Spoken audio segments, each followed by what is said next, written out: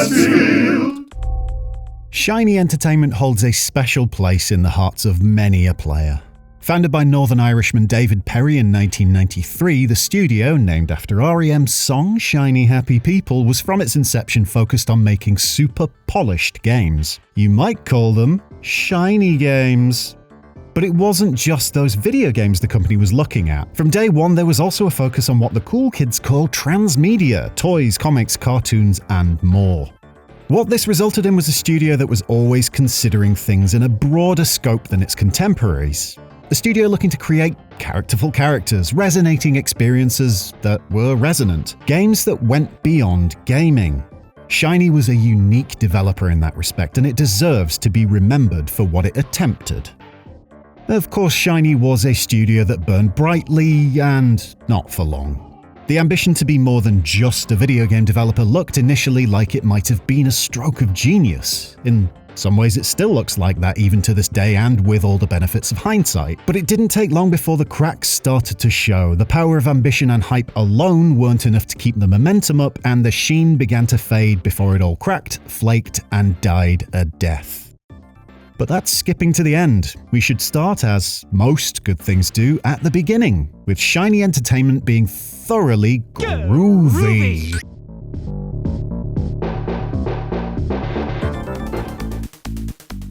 Earthworm Jim was meant to be more than just a video game from its very inception. Playmates Toys had a hankering for an original concept it could sell stuff based on, toys and comics and cartoons oh my, and Shiny Entertainment picked up the license for Jim from Jim's creator in order to furnish Playmates with the video game part of this planned licensing empire based around Jim. So it was that Earthworm Jim was Shiny's first game, hitting the Mega Drive and SNES in 1994 before receiving the standard many ports following the game's initial success. A platformer starring the titular Wormy One, players made their way through a series of increasingly weird and wacky comic book-style sci-fi environments on the way to rescue Princess What's-Her-Name. It's literally her name. Shooting crows, whipping chains, launching cows, fist-fighting fish, bouncing on piles of tires. This was a game that stood out from the crowd, and it was an instant hit. Maybe even something of a minor cultural phenomenon. Playmates' dreams came true too, with Toys, a cartoon that I loved, and other such transmedia treats all over the place in the 90s. This was the perfect start to Shiny's story, a hit game, a popular license, and a strong reputation for the studio right out of the starting blocks. Earthworm Jim reviewed well across the board and became a bit of a standard bearer for Western-developed platformers in the mid-90s, what with the genre being one dominated by Japanese devs at that point in time. It was fresh and genuinely cool. There was an edge and sarcasm, wit, you might say, propping the whole thing up. Jim slotted right in with the likes of Ren and Stimpy or Beavis and Butthead as a prime example of that particular 90s subculture of odd, anarchic, animated idiots. Earthworm Jim was a moment. Looking at Earthworm Jim today, it's apparently a bit controversial to say this, but to me, it isn't the one. See, all of its good points were wrapped up in the presentation. It looked phenomenal, with some genuine best-in-class animation on the machines of the day. It nailed the audio with cool atmospheric music punctuated by the odd standout sound effect or voice line. The setting, the world, the humor was all great, imaginative, acceptably wacky, and often even linking the comedy into what you actually did in the game rather than just it being set dressing. But aside from the comedy-linked mechanics, the actual game bit of Earthworm Jim, again, to me, was always an exercise in frustration, and the Ravages of Time have done a number on this one. An annoying and obtuse experience to play through, the concept of signposting something we could only dream of, the ability to aim nothing more than a fleeting hope, any sense of weight and impact, just not. The excitement that drove Jimmy's positive reception back at launch was perfectly understandable. I'd go so far as to say it was the correct response in 1994. But this is not a game that stood the test of time. Backing away from my horrible, terrible personal feelings though, Earthworm Jim did what it was designed to do. It introduced the characters, the setting, the universe that could be commercially exploited. More than that though, it was a genuine hit in video game form. A big, exciting new thing for everyone to get worked up about, and a title that saw Shiny careen out of the starting blocks with abandon.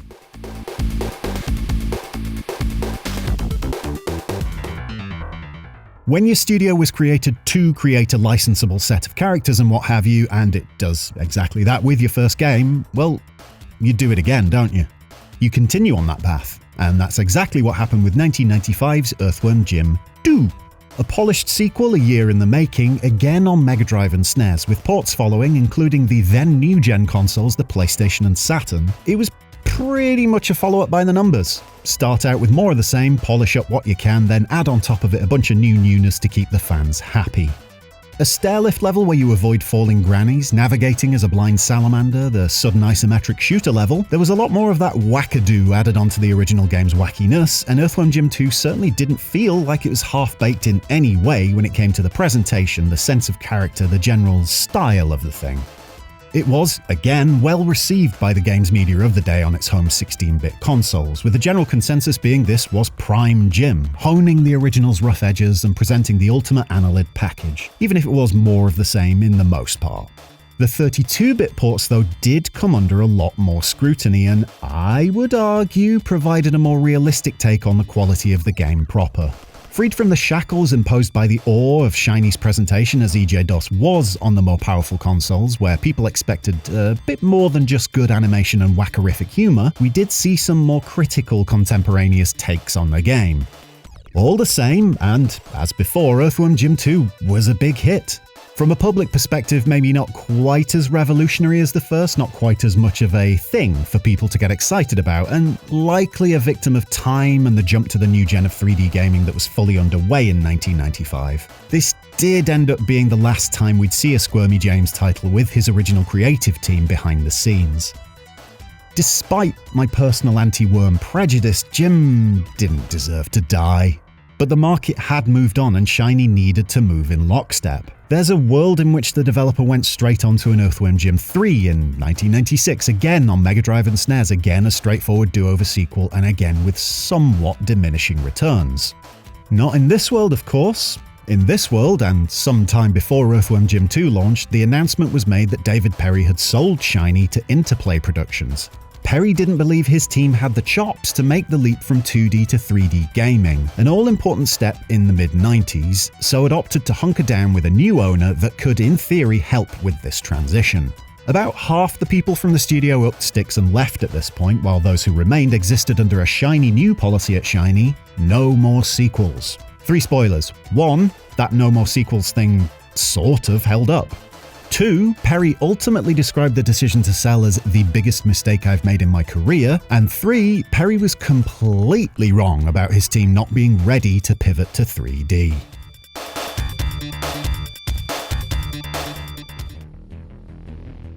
See, MDK was very 3D.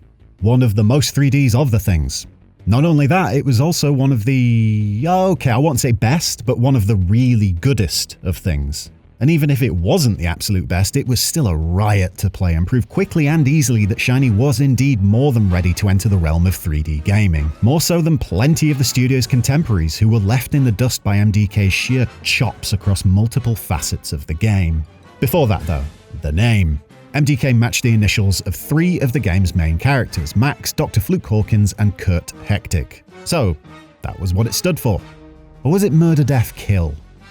Mission, Deliver Kindness, My Dear Knight, Mother's Day Kisses, Monkeys Disturbing Koalas? It could have been anything, frankly, except it was Murder, Death, Kill. MDK's creator Nick Bruti said as much in an interview, but clarified he didn't like it as a full title, so other names were introduced to cover it up. Whatever its full name might have been, it was Murder, Death, Kill. I just said there was a game located right underneath those 3 letters, and oh, what a game! As well as a lot of hype, definitely, but a lot of hype that was actually lived up to somehow, some way. MDK was a technical powerhouse in ways other than just trying to look the best and brightest. It was coded with tools specifically written for the game, said to be used by both programmers and the art or design teams, and made to be playable on relatively modest PCs of the game while still being able to perform its arse off. The main element being that it didn't need a graphics card, instead relying heavily on Pentium CPUs to kick out its arenas of blasting and sniping. It worked. The PC version of MDK didn't look like the absolute best of any game from 1997, but it did still look fantastic and, importantly, its performance was superb. Draw distance up the wazoo, no fogging or pop-up, loading times hidden skillfully, motion captured animations that allowed for a lot more variance than other titles had seen to that point. It was all there. A surprising amount of the hype-fueled pre-release boasts were actually achieved in the finished product. Combat was chaotic, kinetic, full of action and surprise. It controlled well and had you on the edge of your seat throughout, before a brief interlude of bombing runs or tunnel sliding or puzzle solving or something else would pop up to keep things fresh. The AI would keep you on your toes, maybe not quite the true intelligence claimed ahead of MDK's release, but it was good enough. Variety, humour, weapons ranging from great fun, even your standard machine gun was a laugh, through genuinely special in the game's signature sniper rifle, and onto the patently ridiculous world's smallest nuclear bomb. Though, technically that was more of a key than a weapon, only really used to open doors as it was. But what was even more surprising was that MDK, this technological innovator coded with laser focus to run as well as possible on relatively powerful PC hardware of the day, was ported to the PlayStation, and it was great.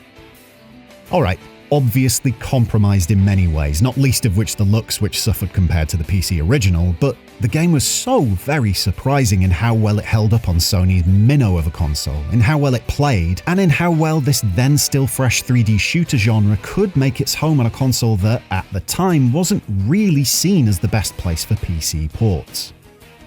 Reviews of the day were effusive in their praise, with official US PlayStation magazine saying in its review, MDK is a truly unique take on the corridor-style shooters, but its novelty wears thin under the pressure of bad controls and monotonous environments. Check out the PC version if you have the technology, otherwise this one's more likely to be a rental than a purchase title. Perhaps the cartoon will be better, and awarding it 5 out of 10? Wait, that's the wrong review to quote. There never was any cartoon.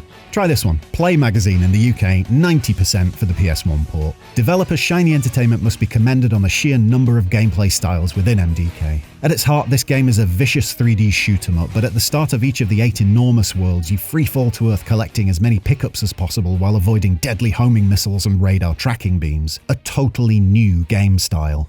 The actual good version of PC Gamer magazine, the UK one, awarded a whopping 94% to MDK, and, well, this is the effusive praise I mentioned. Though it might beg comparison with other 3D games such as Tomb Raider, Quake, or even Duke Nukem 3D, there really is no other game quite like MDK. It's quite simply a work of genius. It's so far ahead of, or on a different level of imagination to, any vaguely comparable game. It's scary.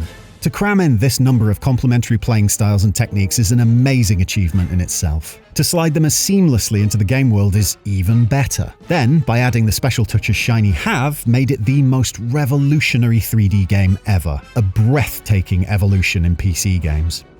While David Perry was worried his team would fumble its first 3D game, instead Shiny exploded into the third dimension with a game so utterly ahead of its time. A damn fine game on PC and a significant, if slightly lesser achievement on PS1. It was at this point that Shiny must have been rubbing its figurative hands together with glee. New platforms, new tech, new genres, and a lot of love. The only way was up, right?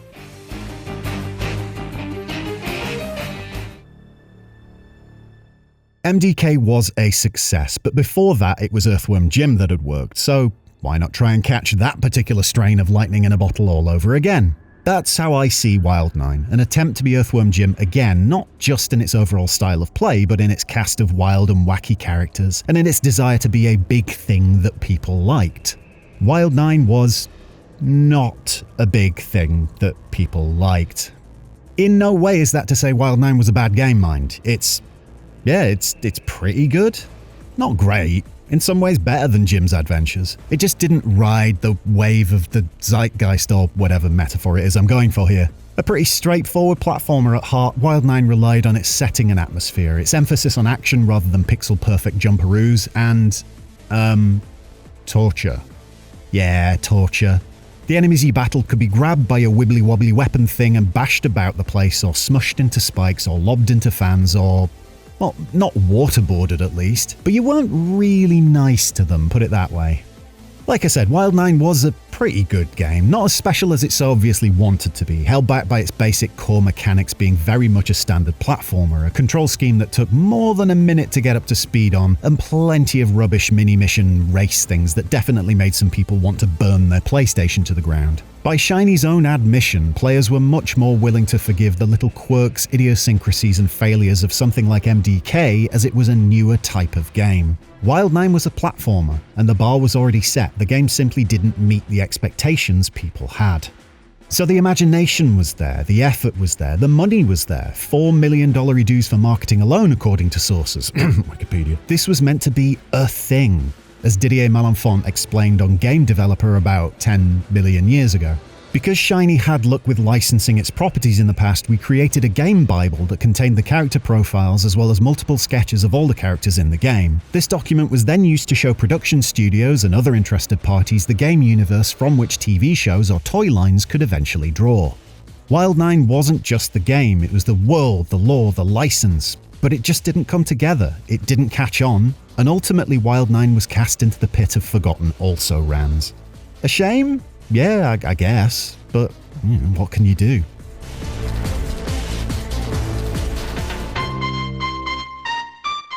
When your attempts to launch a transmedia empire and push the platforming genre into the next generation of next generationry don't work out, what can you do?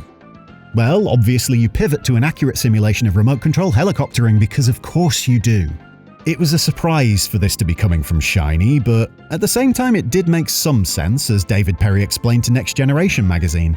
I decided to do the game in order to prove that new genres of games can be developed, and all that crap about it has to be like Doom or it has to be a fighting game is not only wrong, but just an excuse for companies to keep feeding us the same old stuff. With physics very much landing and taking off and crashing on the realistic side, at least for 1999, and a reliance on the PlayStation's not at all ubiquitous yet dual analog controller to make stuff work, RC Stuntcopter definitely didn't fall into the pile of same old stuff Perry was keen to avoid. It very much was a niche title for a niche audience on the world's least niche console from a developer we all thought was trying its hardest to appeal to as many people as possible with every game it made. Confused? Yeah. Stuntcopter was very clearly a passion project for Shiny, with Perry saying it was a game made for people who wanted to get into RC copters but didn't have the money to do so. A noble aim for sure, and the game itself did end up as surprisingly good fun. At least when you could control it properly. For such a surprising game, for such a niche appeal, for such a strained justification for its existence, RC Stuntcopter was far better than might have been expected, and Shiny made a real effort to craft a proper game that did offer something different and fun.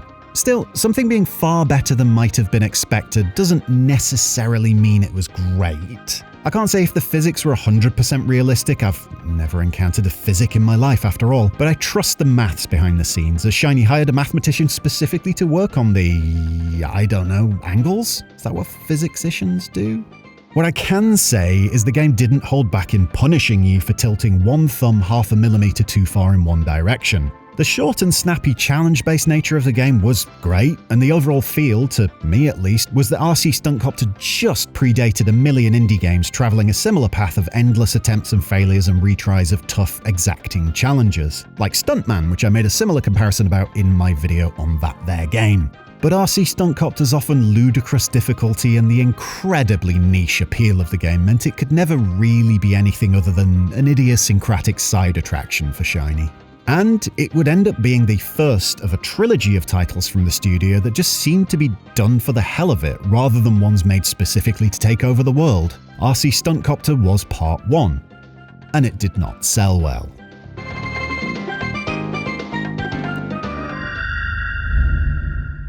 Part 2, a year following the copter sim, was the PC-exclusive Messiah, a game in which you play as a Putto, or cherub I guess, sent to Earth on a personal mission from God itself to rid the planet of the sin and filth that makes it so much fun to exist aboard this here Earth on a day-to-day basis. Typical stuff then really, pretty bland by Shiny's standards, no creativity or standout elements in that setting at all, he said, sarcastically. Of course, Messiah stood out. We don't get much religion in video games even now, we definitely didn't have much at the turn of the millennium. There was even outcry from Christian groups in the US, because, of course there was, years before the game even came out. Look, they'd done their research, they didn't need to actually play the game or even read a summary of the finished storyline, it was legitimate. A cynic might think the down with this sort of thing response was part of a wider hype campaign for Messiah, of course, but who knows? There was a big hype campaign for the game, as you'd expect from Shiny. The talk of the brand new tessellation tech on show was exciting. The game would raise or lower the number of polygons it was rendering depending on the power of the machine it was running on. The chat about the open world in which you could play however you wanted, it was the late 90s when we were hearing this. That was a hugely exciting concept that had only been tackled in a few more niche, less technologically advanced titles. Sure, it was marketing gumph, but it showed ambition, creativity, an element of uniqueness, maybe a little bit of bravery in the subject matter. I don't know on that latter point because I'm British and we don't cry every time someone mentions Jesus. Still, there was something to get excited about in Messiah, even looking beyond that heavy marketing push. The wait was long, the hype bedded in, and the final product landed in space year 2000. It was ambitious. You could see what Shiny was trying to do, let's put it that way. Messiah was pretty good, a decent approximation of all the promises around it, of the freedom, the living world, the ability to possess any NPC, then blend in with the crowd in order to further your cherubic goals, like a more holy version of Paradroid. But there was a roughness to Messiah's edges, a feeling that this had been delayed and delayed for good reason, and the finished product still wasn't quite there. It was true of Messiah that this was an epic game, or at least an attempt at an epic game, with its developers aiming very high for the title. It was based on a unique hook, basted in delicious hyper-special new tech to make it look good and to grab those headlines, and it wasn't afraid to be genuinely different to the other big games of the time. But it was also true of Messiah that the game was muddled, lacking. It didn't live up to the considerable hype, and from a cynically capitalist perspective, it didn't have anything like the mainstream appeal it needed to be a huge success. Messiah was a curio in its day, and it was a curio when it reappeared on Steam and GOG a few years back. It never quite dragged itself out of that curio pit. Did it end up working as an inspiration to other developers? In some ways, I'm sure Messiah did. But was it a game that single-handedly reformed the very notion of what a video game could be? Not quite. It's rote to say this of the game, but despite its bugs and flaws and not quite hitting its goals, Messiah was ahead of its time.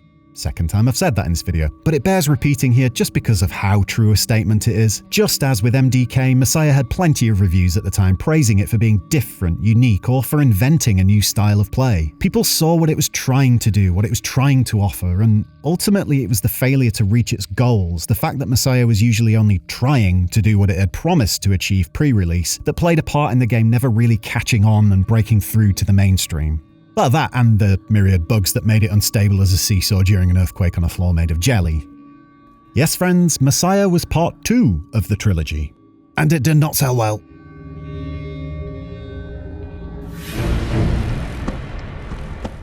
Part 3 of the trilogy was Sacrifice, a real-time strategy game that eschewed the typical approach of its contemporaries in the genre by abandoning the individual focuses of resource gathering, combat, and building, instead opting for— Sacrifice was a combat action game that veered away from the militaristic real-world settings of its genre stablemates and instead went for— Sacrifice was a tactics game, bringing innovative features to a typically unadventurous genre like— Sacrifice was a lot of things, is what I mean. It blended action and role-playing and narrative and tactics and real-time strategy. It borrowed liberally from those that came before, the thick, moody, dark fantasy atmosphere of Legacy of Kain's Soul Reaver, the creature summoning of Julian Gollop's Chaos. But Sacrifice brought so much creativity and newness that it absolutely stood out as its own thing. Gesture-based controls, those blended genres I mentioned, a reimagining of RTS priorities so your combat was your resource gathering was your unit building, the refined since Messiah graphical tech. Importantly, Sacrifice was really good. Again, with the rough edges, sure, and not something you'd ever say could appeal universally. But for me, and for plenty cursed with brains similar to mine, it was and is a really good game. Sacrifice was big, genuinely unique, one of the most shiny things Shiny ever made, the zenith of the studio's creative output. A game so gorgeous in its design, so assured in its world building, so stacked in its Tim Curry and Tony J sporting cast, and so thoroughly, yeah, I'm saying it, ahead of its time in how it managed to successfully blend multiple disparate genres into a cohesive, singular vision. As Writing's Kieran Gillen wrote of the game in Rock Paper Shotgun, Sacrifice reminds me exactly how good, how imaginative, how brilliant it's possible for a video game to be. But as Writing's Kieran Gillen continued on Rock Paper Shotgun, and it's clear that no one's going to spend serious money on making a game like it ever again.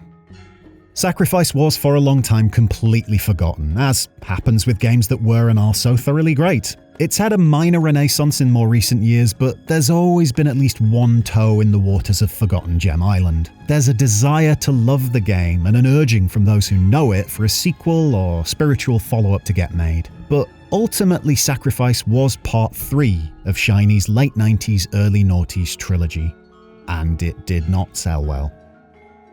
I keep talking about this trilogy, but it was actually all 4 titles, Sacrifice, Messiah, RC Stunt Copter, and Wild 9, that contributed to the situation Shiny found itself in at the end of Space Year 2000. The only reason I didn't count Wild 9 is because it had all the intent and marketing spend behind it to take over the world, whereas the trilogy of releases that followed weren't quite focused on those same goals, nor did they have the marketing spend. There's logic to what I ordain as a trilogy, is what I'm saying. But the fact is, Sacrifice, Messiah, RC Stunt Copter, and Wild 9 were developed in parallel at Shiny, so it's little surprise the final products were a bit lacking, a bit diluted from what they could have been, with creative and programming talent spread across the different projects. Shiny had focused on the exciting and different ideas each game had swirling around them, but it hadn't focused on any one of the actual games closely enough, resulting in an understandably flat response from the gaming public and a bunch of, through historical lenses, cult classic titles that did a lot to move gaming forward, while simultaneously not doing much for the company's bottom line. Still, it's not like the studio's efforts suddenly stopped at this precise moment in time, but Sacrifice's failure did mark the end of Shiny's 6-year-long efforts to innovate, to create an empire off its own back, and to truly push the boundaries. From this point on, history would come back a knockin', and Shiny's output would all be based on existing licenses. Like David Perry's games just before forming the studio, and exactly what he'd initially been trying to get away from.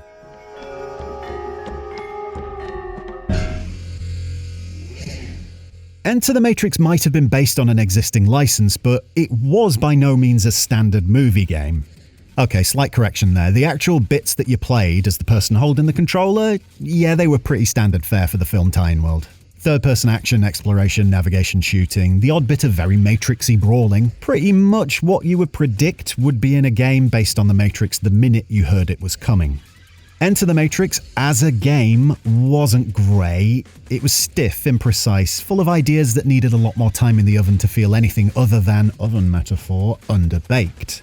Personally, I have a complicated relationship with this one. It was prime university era for Bransfield when we were able to, indeed, enter the Matrix. So it was prime era for lots of friends at the time who weren't super cool, hardcore cool, super ace cool gamers like me to be playing lots of video games. They all knew the Matrix, loads of them played this and loved this, so it does have something of a special place in my heart. But it's never been a very good game, has it? It just didn't amount to a whole lot of fun, more a case of wrestling with idiosyncrasies, and it didn't hit any of the proper, pure video gamey special spots that Shiny had so consistently nailed over the previous decade. As a game, as the player with a controller in your hand, rather than Shiny, it all felt a bit dull. You'll note, I'm going to some lengths to be clear I'm talking about the actual gamey bits of this game. That's because outside of the gaming game sections, Enter the Matrix was pretty bloody great as far as movie games go. Rather than retreading the turf of the film series it was based on, Shiny's Green and Black Attack focused on a couple of supporting characters who aren't focused on massively in the films proper. You saw the adventures in wall running and phone calling from the perspective of Ghost and Niobe, sometimes crisscrossing with events from the movies, but mainly cracking on with some good old secondary meanwhile storytelling.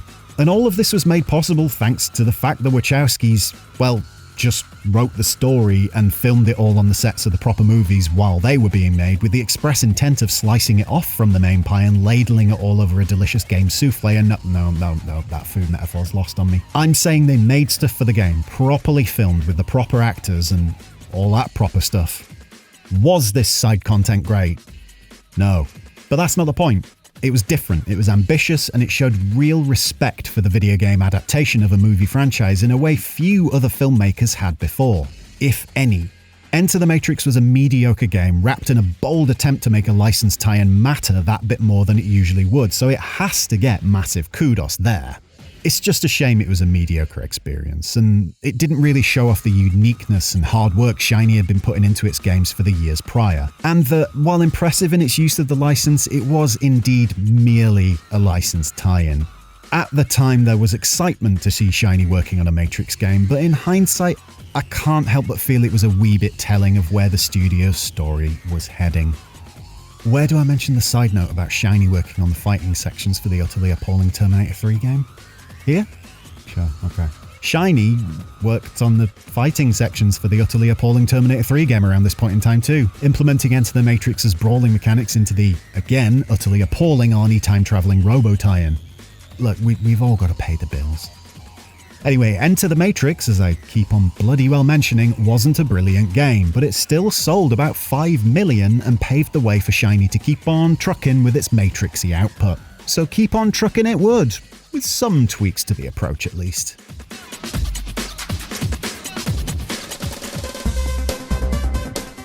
See, one big hang-up around Enter the Matrix was the fact the story didn't focus on the movie's main characters. The fans loudly demanded to be able to control Morphe Trinners, the guy who eats the steak, and, of course, Ted Neodor Logan. It was a genuine sign of, dare I call it as much, bravery for Shiny and the Wachowskis to create such a big-budget tie-in to a franchise that was absolutely massive at the time and not allow people to play as the main character.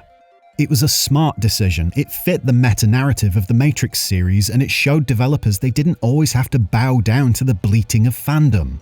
So naturally, follow-up title The Matrix Path of Neo acquiesced to the bleating of fandom and allowed players to just be Neo and play the lobby shootout scene. At least it wasn't a direct sequel though, so didn't break Shiny's no-sequels policy. Kind of. But yeah, no more storytelling around the main events of the movies, or maintaining creative integrity by filling out the wider ethos or the broader lore of the Wachowskis' creation. No, Path of Neo just went for letting players engage in your typical power fantasy. You'd play through recreations of the films it was based on, with a bit of poetic license taken along the way, in a game that felt better than Shiny's previous Computer Jesus allegory tie-in, but that still wasn't particularly great. Beginning life as boring old Thomas Anderson escaping agents and police in his cubicle-littered office job, players soon enough learned enough kung fu, whoa, and sword fighting and gun-shooty blast skills all to, would you believe it, get right there on the path to becoming the one. You'd see scenes from the film, you'd play scenes from the film, and you'd be left largely unsatisfied in how hollow a game this all was. Sure, Enter the Matrix might have been a bit shoddy, but it at least had the benefit of brand new, proper Matrix stories and characters and interactions running throughout to keep your interest, rather than just bland fan service. Path of Neo was very much fan service. That said, Path of Neo was also rather wild, odd, silly at times. Outright strange when it wanted to be, like when you were suddenly fighting a ghost for some reason or other. And while the previous moaning about it not going the Enter the Matrix route of providing proper new Matrix stories is largely true, those comments don't factor in the ending of Path of Neo, wherein the Wachowskis themselves introduced the final boss, a giant megasmith, and the entire ending of the original Matrix trilogy is changed and you're played out on the credits with Queen's We Are the Champions playing in the background. That, well, that's absolutely wonderful and is a massive high point in a game that's otherwise a fairly dull-to-play letdown. Path of Neo certainly wasn't a normal, straight-laced movie game tie-in, but it was much closer to that sort of standard approach than we'd ever seen before with a Shiny game, and it marked the point of no return for a studio that once carried itself with such passionately wanton creativity in its titles. A studio whose entire character was based around it taking creative risks had been reduced to playing to the crowd, and bar one last release, that would be the end of things. And it was at this point the end arrived for David Perry, with the studio's founder leaving Shiny in 2006 to, as stated at the time, facilitate the sale of the company. A more recent interview with Perry has him remembering it as him offering to find a buyer for Shiny, but owners Atari saying they'd handle it, so he left. Whatever the truth of Perry's situation, it's inarguable that in late 2006, Atari sold Shiny Entertainment to Foundation 9 Entertainment, and by the end of 2007, the studio no longer existed. But that's getting ahead of things a bit, because there was one more game. One more chance for Shiny to go out on a high and wow players around the world in the same fashion as when the studio first exploded onto the scene in 1994.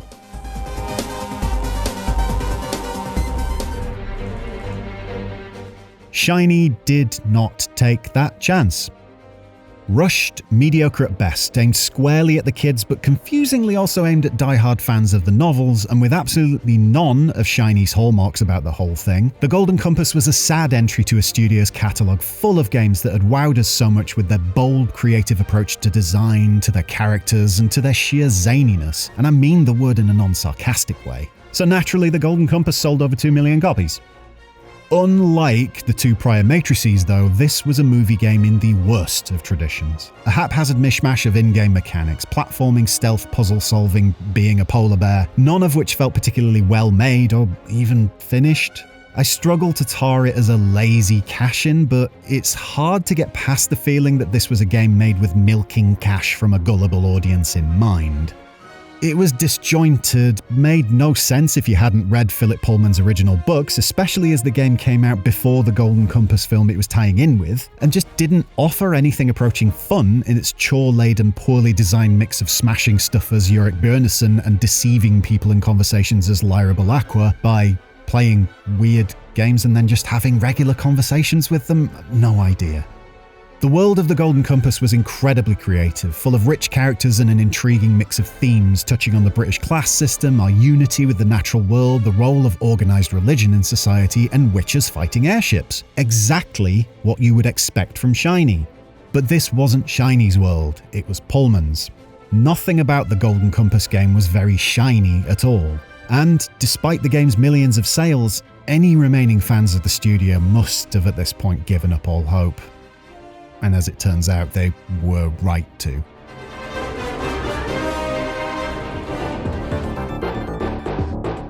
Because yes, that was that for Shiny. Once gleaming so bright, then burned out in a husk of its former self, the studio was merged with creator of many a licensed title, The Collective, in October of 2007, just prior to the Golden Compass's launch, creating the brand new developer Double Helix Games. There's more. Planet Moon Studios spun out from Shiny and made some very Shiny-ish titles like Giant Citizen Kabuto and Armed and Dangerous. David Perry never went back to Shiny like he was apparently meant to, instead forming a consultancy firm before starting up Gaikai, which eventually became the backbone of today's PlayStation game streaming service. Some other stuff happened. There's probably long stories around them all. But Shiny Entertainment was gone. And I really do think, even factoring in the studio's final few titles, it was a loss to the industry as a whole. MDK, Messiah, Sacrifice, even Earthworm Jim, they were all something of a creative risk, offering experiences outside the industry's often pallid norm. Shiny was a studio driven by the desire to make something different, something that stood out and offered players an idiosyncratically shiny experience. Whether it was the game's presentation, how it played, the genres it mashed together, whatever it was, the aim was to do it interestingly. Shiny was also a studio set up with the express intention of cracking the mainstream, appealing to as many people as possible by crossing the divides, bringing games to the screen, to the page, to the toy store, and bringing proper meaty elements of movies to the games they made. Once, at least. But it's not like this was a niche little indie studio only focused on art projects. Shiny wanted it all. In the end, it fell well short. Just over a decade isn't a terrible run, but it's not up there with the legends of the industry. It's not even up there with some of the worst the industry has to offer. Shiny had some successes. I can't say it deserved more. The team took its shots and things worked out how they did. But Shiny Entertainment deserves to be remembered and celebrated, and not just because of a boss who shared his name with the most famous Mario 64 loser of the 90s. What I'm trying to say is, MDK was really good. Not a journalist and a marketing manager. Thanks for watching. My patrons on Patreon have been waiting for this one for years. Ask them, they'll tell you as much. They'll say, we know he first started working on this video in August 2022 and we've been frothing at the mouth in anticipation of this, so we have. Probably. Anyway, you can join the orderly queue they made for this video via the links at the end of the video or below. Maybe you might want to do YouTube memberships instead. Well, that's an option.